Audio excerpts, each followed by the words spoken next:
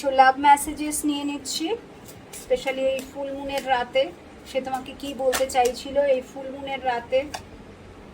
I wish I could take back my words, বোঝো ঠেলা। এই এই ফুল মুনের রাতে সে তোমাকে বলতে চাইছে যে আমি যদি সব আমার কথাগুলো যা যা তোমাকে আমি বলেছি, উল্টোপাল্টা যা কিছু বলেছি, ঠিক আছে, নেগেটিভ কথা যা বলেছি, যদি একবার মানে সুযোগ পেতাম সব ফিরিয়ে নেওয়ার। I wish I could take back my words. ওই তো মুখ থেকে একবার বেরিয়ে গেলে আর কি ফিরে আসে? আর আসে না। ওই জন্যে সবসময় ভেবে চিনতে যখনই কথা বলবে অনেকবার ভেবে কাউকে কিছু বলা উচিত। তোমার ওয়ার্ডস অনেক এনার্জি ক্যারি করে, ঠিক আছে, ওয়ার্ডসটা ভীষণ সাংঘাতিক একেবারে। তো এখন সে ভাবছে হায় কেন আমি এরকম বলেছিলাম, আমি যদি একবার সুযোগ পেতাম সব তাহলে ফিরিয়ে নিতাম। ওকে, নেক্সট হচ্ছে it's time for me to heal now.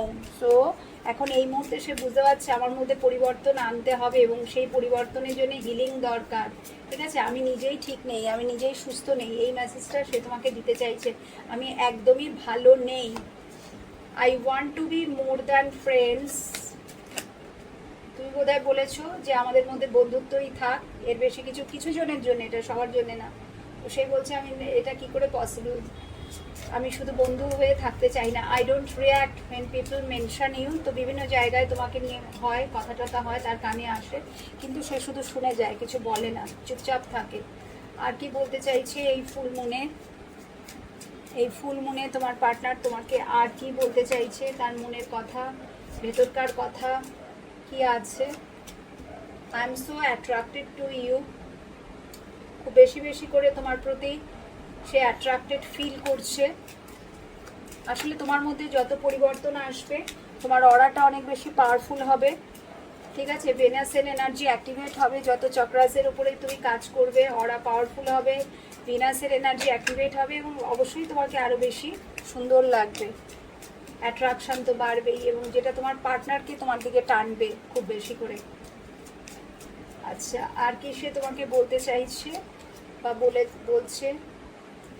The timing just wasn't right for us. ওই যে সময়টা, যে সময় এসব গণ্ডগোল হয়েছিল, তো সে এখন বলছে ওই সময়টা আমাদের জন্য ঠিক ছিল না, পজিটিভ ছিল না, ভালো ছিল না। বোধহয় ওই সময়টা না একটু মুখটা বন্ধ রাখলেই ভালো হতো। এখন সে বুঝতে পারছে হায় কপাল, কেন অত বকেছিলাম, কেন ওই সময় সাইলেন্ট থাকিনি, কেন চুপ থাকিনি। You and I were too young. তো এটাও খুব কম মানুষদের জন্যে, মানে তোমার এবং তার রিলেশনশিপটা যে সময় শুরু হয়েছিল, যে সময় ভাঙন ধরেছে, ওই সময় বয়সটা খুব কম ছিল।